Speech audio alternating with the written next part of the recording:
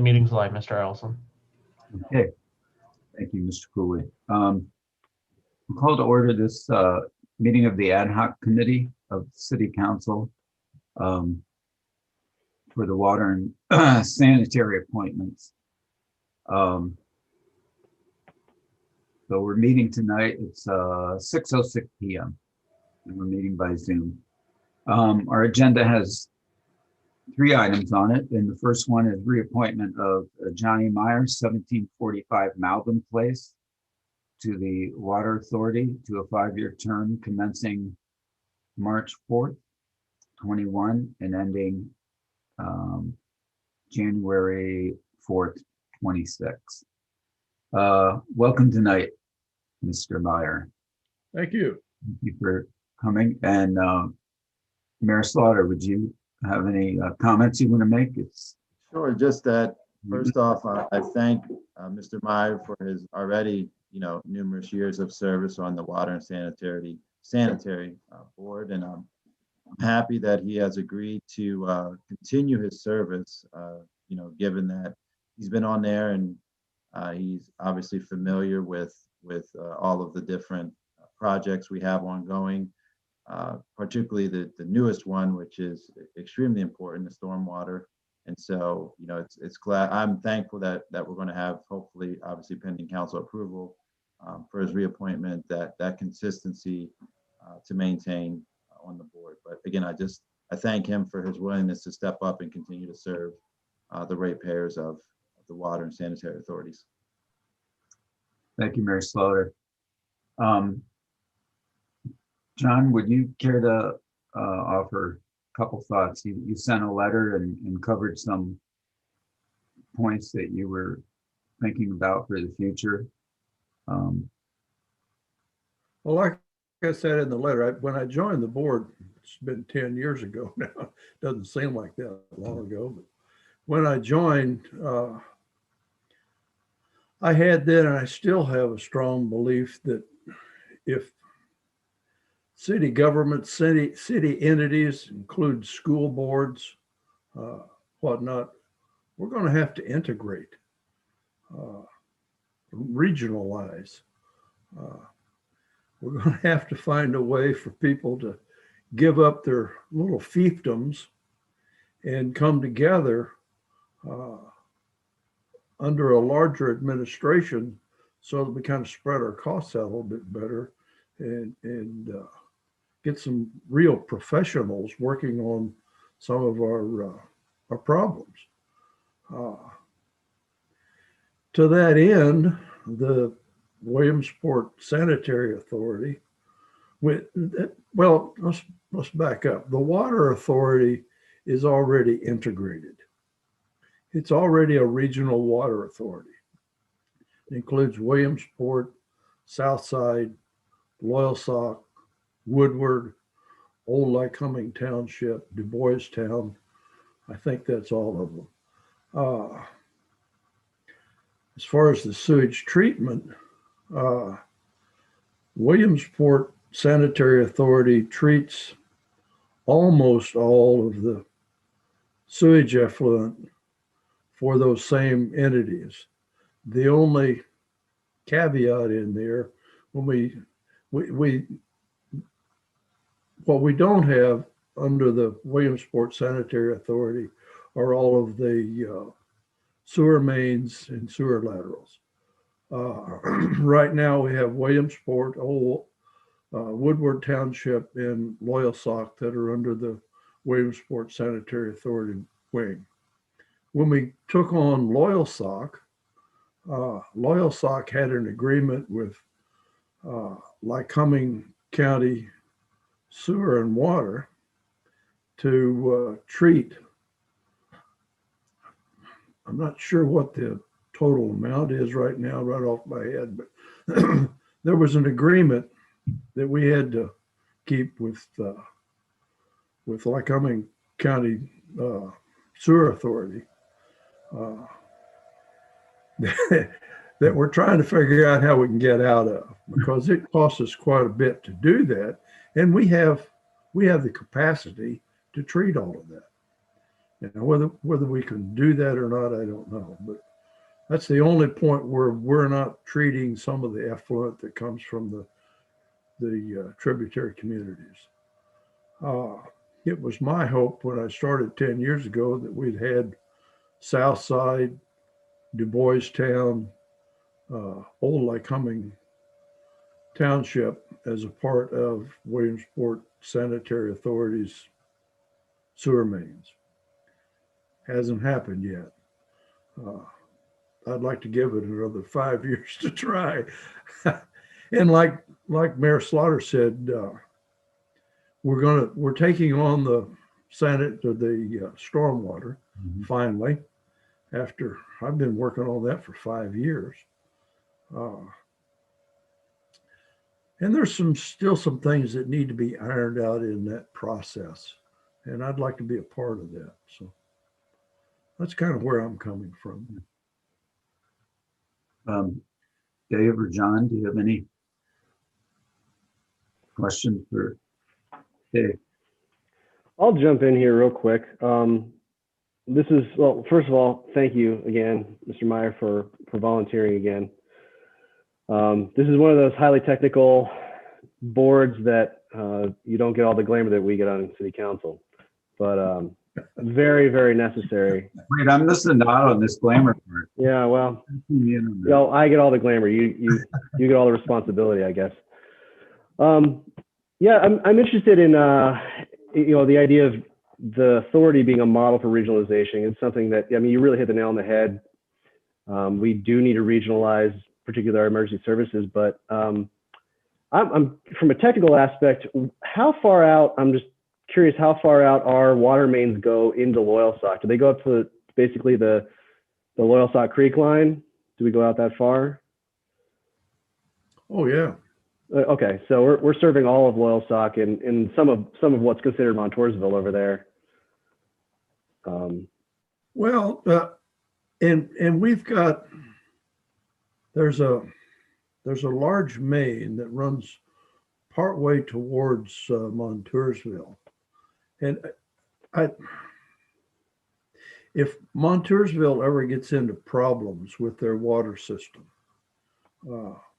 they come to a point to where they've got to have a water treatment plant, which I don't think they've got right now. If that ever comes to pass, that they have to have a water treatment plant for their water, there is a main that we can run under Loyalsock Creek and connect to Montoursville. And I think I may not see it in the time that I'm on the board, but I think eventually that will happen. I think they're going to hit a requirement to do that. I bring it up because last time I talked to Mike Miller, we have the capacity for expansion in the water authority. We have how many millions? Last I heard, I thought it was 9 million gallons of water that we're producing on a daily basis that we're not selling. We can produce up to I think it's either 12 or 20 million gallons a day. And we're running anywhere from 4.5 to 5.5 million gallons a day each and every month. Yeah. When I first started on the board, that was 7, 8, 9 million gallons a day that we were treating. And a part of that, we've done a real concerted effort to button up some of the leaks in the system. That's cut out quite a bit. We do a better job of accounting, I think, for water that goes out for like firefighting and whatnot. And we've lost some industries. When Pepsi moved out, that hurt us. That was a big customer. So, yeah, we've got the capacity, but we haven't come to the point of saying that build it and they will come, to the point of running some major mains out We think that probably the best expansion in the area would be west. We go into Woodward Township to the west, but to take it much farther, it's expensive to run the mains out there if you don't have the business, and you can't get the business if you don't have the services. So it's kind of a catch-22. Same way up Lycoming Creek. There are some catches we could do up there, I think, but it's expensive to run the mains up there. So Well, it's good to know we have the capacity, though, to serve a larger share of a population than we're currently. We're not at capacity right now. It's a good thing. yeah. Notice Tom Martin's jumped on. Hi, Tom. You're muted, Tom.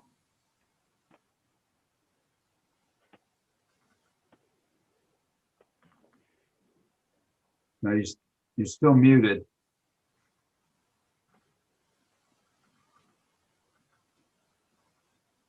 Whoop. Now there he is. Now it's good. Yes. Can you hear me? Okay. So Yep. the only other thing that I was going to add was just long before my time on council, this fight for the sanitary or the stormwater system was going on, and it's really been great to see that move ahead. So thank you for working on that for us, Yeah. John. It's a big lift, but it was worth it. Yeah. It will be worth it. Yeah. Tom was also on that subcommittee. Yes. So why don't we've had a conversation with John. So you're item 2 on the agenda, Tom. So let's segue into that. And Okay. Yep. So same thing again. I'll just, we have Tom Martin up for reappointment, and again, I thank him, as I did Mr. Meyer, for their willingness to serve. He's been on the board, again, for a number of years, and we appreciate his service. And I'm happy to, have him or bring him before you all for reappointment, and to have him continue to serve. Again, I believe he's a great asset to the water sanitary authorities, and again, with everything that we have going on, that consistency, I think, is important. So I thank him and Mr. Meyer both for wanting us to step up and continue serving the ratepayers. well said, Mayor Slaughter. Tom, would you care to share a little bit of your experience so far? And Sure. I served on the Old Lycoming Township Authority, which was responsible for the sewer operations in Old Lycoming Township. I think for probably 15, 16 years, something like that. I was chairman of that for probably about 8 years. During that reign, we were able to expand the sewer system into northern Old Lycoming Township and into southern Lycoming Township. And you were talking about the water capacity and so on, and going up Lycoming Creek Road. When we were installing the sewer lines, the first question out of everyone's mouth was, when was the water line going to be extended? It is a costly project, no doubt about it. During the flood of 1996, one of the things that was told to Stroman's Bakery was that the water would be coming north. Well, 20 years later, it still hasn't, but it is costly, and that's probably the biggest deterrent, based upon the fact that the return on investment wouldn't be good based upon the population. I've served on the Water Authority and Sanitary Authority for 15 years. During that time, for a short time, I was chairman and treasurer and secretary. So I've held just about all the positions on that authority. I am independent. I owe no one, will never owe anyone. I'm an independent thinker. I think outside the box. Nothing is off the table for me. And I agree that if we have 12 million gallons to use every single day, and we're using 5 million, I don't think too many companies use 50% of their assets. So that's, and the driving force is to get commerce into the area.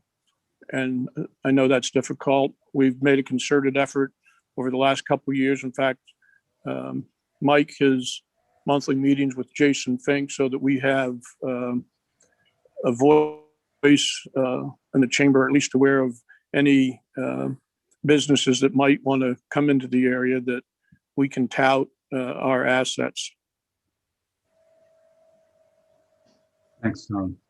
I'll open it up to my other committee members here tonight, if they have any questions. I really don't have any questions, to Mr. Meyer and now to Mr. Marnin's point. Could maybe one of you gentlemen speak to how important it is to get new customers signed up and running off of our water authority? Because as Mr. Martin said, we're only using about 50% of the capacity. Could either one of you guys speak to the importance of that issue? Yeah, the cost will be minimal to do that because we already have the main asset, the water. And what that'll do will allow us to, right now, in fact, within the past month, the engineer presented a plan to replace the pipes. Is about, it would take 173 years, which I do not want to be reappointed that long. I'll just take the next 5 years, but we cannot continue to kick the can down the road. We have to take some type of action in order to generate revenue so that it's pay me now or pay me later. I would rather be proactive than reactive. And part of that is generating additional revenues. And the easiest, I don't know whether easiest, but the most logical way would be for us to increase our customer base. And that, I think that can only be accomplished by expansion of the system. Johnny had mentioned that Pepsi went out. That was a big hit. And the fact that Shopvac closed down, hopefully we'll have just as many, but I think that was $130,000 a year in lost revenue between the water and sewer authorities. So every business that picks up and leaves, it has a dramatic effect, and everyone that doesn't come has a dramatic effect. And like Tom said, we're right now on a replacement plan. It's about a 170-year plan for pipes that are good for 50, 75, 100 years.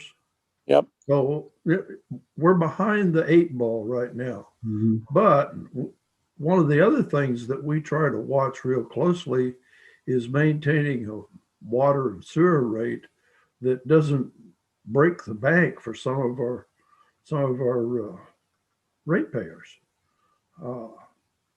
But we've been pushing our staff to explore some out of the box thoughts on how do we move forward on stepping up our replacement plan. It'd be nice if we were on a 50-year plan. I think it's essential that we get it down close to a 100-year plan at least. Mm-hmm. And nothing had been done like on the stormwater. Very little had been done in the past to work on a replacement plan for the infrastructure that's in the ground. When it's out of sight, it gets out of mind, and people just think that it's going to run forever, and it won't. It's got a definite life. And I think here, 2 years ago, when we had the sewer main collapse on Campbell, down between 3rd and 4th, I think that was a big wake-up call to a lot of us. That was an old clay brick Yep. arch structure. We're now in the process of replacing the rest of that, but I think it'll probably be the same thing we put in on 2 years ago. That was it's a big plastic 48-inch plastic pipe. Hmm. I had seen pipe, but until I saw that pipe, I hadn't really seen pipe. The walls on that thing were like 3 or 4 inches thick. Yeah. That's a pipe. It was almost a tunnel. Yeah. And what happens there is, I think that cost us close to $500,000, and certainly that wasn't budgeted. Mhm. And we don't get the best rates when we have to call someone up and say, we need you here in the morning. So it's costly. And you know, in terms of expanding the system, we face the same dilemma as you three do, as well as the mayor, is that costs continue to increase and the base continues to shrink. It's a double whammy. But we have, I think that within the past 6 months to a year, I think probably you're all aware that the authorities has had some turmoil over the past couple of years. I think that we're pretty steady now, and I think that we're able to concentrate on the things that we should have been concentrating all along. And I do think that in the next 2 to 3 years, we will, the results will show. And I think that speaks to the point of our gratitude for both of you being willing to re-up, because we do have all these complex and monumental issues. At the same time, though, you've had a turnover, a transition on the board. So to have two people with the experience and knowledge that both of you have is almost essential for the board to operate at its prime capacity. And so we're very grateful. We know what a commitment of time it is. And I think we're all seeing, we've all been assigned tasks that we haven't asked for, like infrastructure tasks, like the levee system and stormwater system. And you were giving us, at least to me, an eye opener on the age of the water system. And you know, there's other water related things. They all come together, like Graffius Run. It's all water management, and it's all part of the same picture. So it's fallen in our laps, and it's on our watch to do some of these things. So it's really great to have knowledgeable, experienced people like yourselves willing to hang in there, and because it's no stroll through the park by any means, and things aren't running on autopilot anymore. It's all hands on deck, and so I'm grateful for that. I know we all are. I have one more technical question here, Okay. President Allison, if you don't mind. So in the background, I've been working with the mayor and several members of council for a economic development strategy and kind of a marketing plan, strategy, incentive plan for development. We talked a little bit about the capacity that the water authority has. But I think, Mr. Martin, you mentioned that, you know, expanding the system, but I'm wondering about densification. Like if we had a denser population, would the sanitary authority be able to, with our current pipe sizes, be able to keep up with a denser population? Like, are we reaching capacity there, or do we have more room? I don't know the actual size of the pipes. Like I say, it was an eye opener when Camel Street collapsed. But if these pipes were installed 75, 80, 100 years ago, I'm sure the technology of today would allow for greater capacity. But then again, with greater capacity, or smoother flow comes increased costs. It's a balancing act. I think if we had a denser population, I think we've got a system that can sustain that. In most cases, we have loops to where we tie in from both directions so that we can feed water from both directions. So that if one side of the system goes down, we can feed it from the other. That would allow us to supply water to a denser population. I can't speak to the sewer system, but I do think it's probably capable too. And where we've got dead ends, we're trying to button those up too and come in from another direction and tie those in so that one, it improves water quality and it also gives us a backup if part of the system goes down. And we talk about pipes having a definite life, but the pipes can also be affected. We found here, well, I guess it goes back about 4 years ago. We were having rupture after rupture along 4 Mile Drive. Got to looking at the pipe, and the pipe was corroding from the outside in. So there's something acidic in the soil there. So as a consequence, we now wrap all of the pipe. Every pipe that we put in the ground, the ductile iron pipe, we wrap to protect it from corrosion from the outside. That should get us a little more life too. Makes sense. Well, I think it's amazing how things intersect and come together. And I think we want economic revitalization. The Water Authority needs, the two combined authorities need economic revitalization. It all ties together. So, and we want regionalization as well. So I think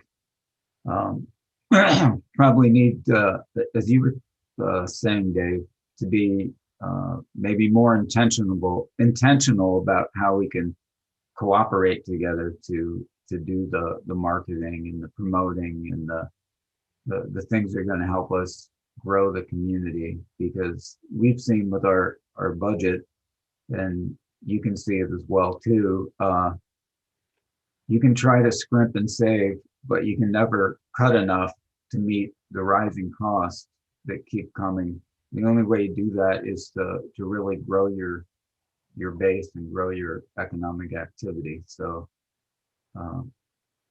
that's a priority, I think, for all of us, and look forward to working with you gentlemen on that as well, and with the Water and Sewer Authority boards. You know, there is one other issue that faces us somewhere down the line, I think, and that's lead service lines. Okay. We do have lead service lines in Williamsport. In fact, if Water line?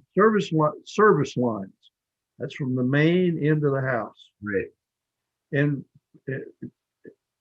in a lot of cases, the homeowner is going to have to be replaced in the part of that too, and that's going to be expensive for them. It'll be expensive for us too to take it from the main to the curb where our service ends. Those of you that can remember back to 1998, I think it was, when we brought the water treatment plant online. Did you notice a difference in your water when you took a shower? Do you remember back prior to 1998, Randy, when you soaked up, how long it took to get the soap slick off of your body, and it doesn't take as long now. That's because we add calcium to the water at the treatment plant. And the reason we do that is to build up a calcium coating on the inside of our water mains and these lead service lines, which gives it a protective covering. But once you start busting into those lead service lines, once you make a cut in it, then you start releasing all of this free lead. So it's a touchy situation. It's like asbestos Yeah. Asbestos, if it's coated and has no free fibers, you're better off leaving it alone. You go to busting into the stuff, and then you get all of these fibers floating around, and that's what becomes dangerous. It's the same way with lead service lines. But if we're ever mandated by the federal government that we have to replace all of those, then we'll have to do that. And that's going to be a big expense for the water authority. And it's also going to be a big expense for the homeowner. And I don't know whether there's going to be federal money to help us and the ratepayer or not. So that's one to kind of keep back on your back radar, back on the back burner, that may hit us someday. See, how much is there an identification program underway to figure out? I'm told by our staff that they know where all of those lead service lines are. Okay, They know where they are. that's good. And we do periodic testing where we know those are. Okay. Can a customer call in and find out? They could, yeah. But what are they going to do about it? Yeah, well, Are they going to spend several $1,000s once they know that they have a lead service line? Are they going to spend several $1,000s to replace it? If they'll replace their end, I think we would replace ours. Interesting. You know, back in the 50s, I think it went up into the 60s. Lead was the lead service lines was the ticket. That's what everybody put in. You know, you look at lead on the periodic chart. What's it called? What's the term for lead on the periodic chart? The PE. You know what that stands for? Plumbus. Plumbus. It was used for plumbing. That was its main use. Okay. Wow. So it's out there. Yeah. What we're doing though, that Flint didn't do, Flint, Michigan went